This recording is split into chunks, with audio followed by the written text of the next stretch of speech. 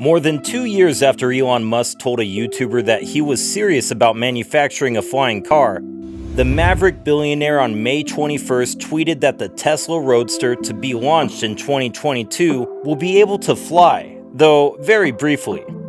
Today we're going to talk about Elon Musk's new crazy invention, the flying Tesla. It's not even out yet, but the hype is huge, so stick with us till the very end to see if this guy really is able to keep his imagination a reality. Now then, let's fly into our video. What did it come from? So where did this idea of flying cars suddenly come from? I mean, we all had our fair share of dreams about flying cars when we were kids, or at least we watched Fast and the Furious, so definitely not the first. But this idea of flying cars, which managed to get the attention of ultimate car creator by a Twitter named Tesla Owner SV, who on May 21st posted a clip of the Tesla Roadster saying, "Can't believe this car can fly a little bit per Elon Musk. The SpaceX package is going to be unreal." So the tagging definitely got the attention of Elon Musk because he did reply to this tweet saying, "This will actually be able to fly very briefly. I used to laugh at flying cars, but now I'm making one. Fate irony, haha." So what do you guys think about flying cars in general? Like with retractable wings or reattachable wings? Let's see what Elon has in mind. How to make the car fly. So Elon Musk's great idea of making his Tesla wasn't what he thought, but using thrusters. But could it really work? What would it take to make a flying Tesla that converts from driving to flying mode with the thrust coming out of the wheels? It's time for some physics. I can think of a couple options for getting a flying Tesla off the ground. The first method would be rocket propulsion. This seems to be what Elon wants to use, a natural choice because of the connection with SpaceX. In fact, it appears he's not even joking. I'm not a rocket expert, but it seems like you would have to keep refueling the rockets. It would be a nice stunt, but not for everyday use. However, there is another way to make a car fly with some type of air thruster. It doesn't matter if you use some type of jet engine or a rotor, the physics is mostly the same. In order to hover, the flying car will take the air from above the car and throw it down. Since air has mass, a change in the velocity of this air would mean it has a change in momentum, where momentum is the product of mass and velocity. According to the momentum principle, this change in momentum requires a force, and it is this force that counteracts the gravitational force to make the car fly. Released an announcement. But somehow, the official announcement from the Tesla creator was that his new Tesla is going to have thrusters for sure, but the method is a bit different from turning your wheel into them. Elon Musk spoke to eager listeners at the Tesla Model 3 event at the company's design studio in Hawthorne, California. The highly anticipated 10-year-in-the-making Model 3 did not, however, steal the show. At the event, Musk announced that the company would release their very first autonomous car with flight capabilities in 2019. Apparently, the flying car is long overdue. Ultimately, rumors have been circulating for some time regarding what the next generation of Tesla would look like. And now, we finally have our answer. It would have permanently built structures at the sides of the car at the back, which could be retracted if needed. When they're retracted, they're like wings with thrusters at the end of each wing. The company has long been in talks with Volante Scherzo, an Italian roadable aircraft startup, and Musk announced the collaboration at the Model 3 event. A flying Tesla Model 5? The fact that Elon Musk would like to make a flying car is an open secret, and we're quite positive that someone inside Tesla is already working on such a project.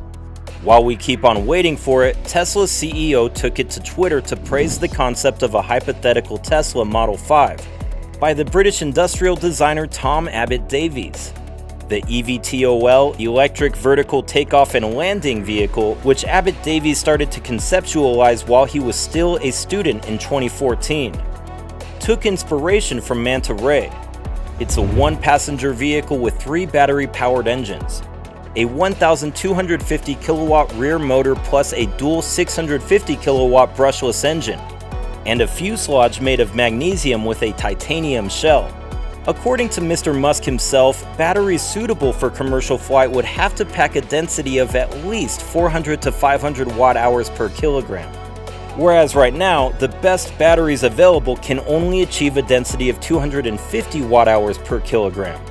We'll get there, eventually, but electric flying doesn't seem to be a top priority for the electric mobility sector. Which doesn't mean that cool projects and concepts like Abbott Davies' shouldn't keep envisioning a future of buzzing, drone-like sustainable flying cars. What do you guys have to say about that? Should this even be a dream that is worth continuing to be on the path of reality? Model S. Here we have another rumor on the Tesla Model S. Perhaps this new Model S yoke will be used so that the driver pulls back on it to fly. Of course, the Model S's yoke has been the focus of much discussion following the reveal of the refreshed S. So much so that the Lucid Motors made fun of its unusual design. We later learned that it will likely be optional, with a standard steering wheel available for those who don't want the yoke. But what if the Tesla's intention all along was for the yoke to be trialed in the Model S ahead of its real purpose?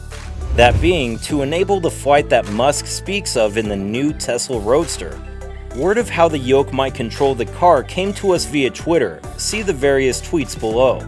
Although the idea might seem a bit out of this world, we must take into account the fact that Musk often likes over-the-top ideas and he's definitely fond of flight. At least, flight that takes us beyond Earth's atmosphere. If indeed the yoke provides additional controls, then one would surely be able to activate flight mode on the Roadster.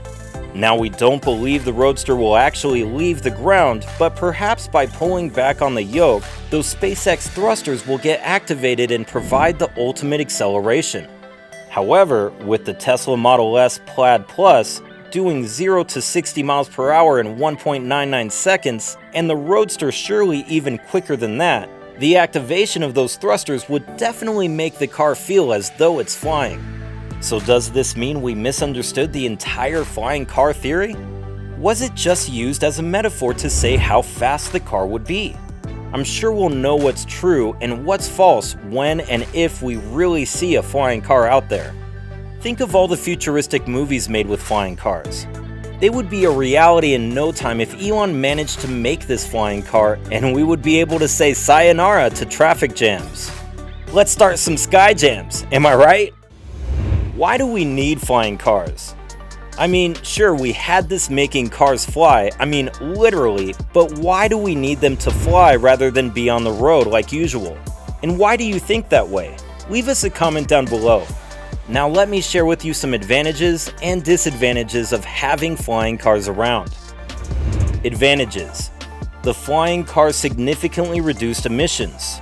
For a trip of 100 kilometers, a fully charged flying car with 4 people inside had 52% lower greenhouse emissions than the average ground-based gasoline-powered vehicles. They can travel shorter distances to make the same journey. Flying cars can take a much more direct route from point A to point B. This means less fuel is required and the journey times are much quicker as a result when compared to a journey on land. It also frees up the city roads for pedestrians and cyclists. Disadvantages. Emissions over short distances could be higher. They can't carry many passengers compared to other modes of public transportation, due to a requirement that these flying cars must be lightweight to be able to get off the ground without using too much energy. They are only designed for small numbers of passengers. Cost. This brings us to the topic of cost. The likelihood is that, at least to begin with, this mode of transportation will be expensive. They will require a trained pilot to transport around a very small number of people, a bit like getting a mini private jet. Takeoff and landing infrastructure. We like to imagine flying cars that can just drive along, take off anywhere, and land anywhere too. But in reality, this will simply be impractical and dangerous. Therefore, flying cars are going to need infrastructure to take off and land. And that's it for today's video, guys. So how do you think this is going to be? Will it succeed, or will it be another dream broken in its infancy? Do leave your comments down below for us to know, and don't forget to like this video and subscribe to our channel to know more about interesting technical dreams coming true. Till we meet again in the next video, farewell and be safe.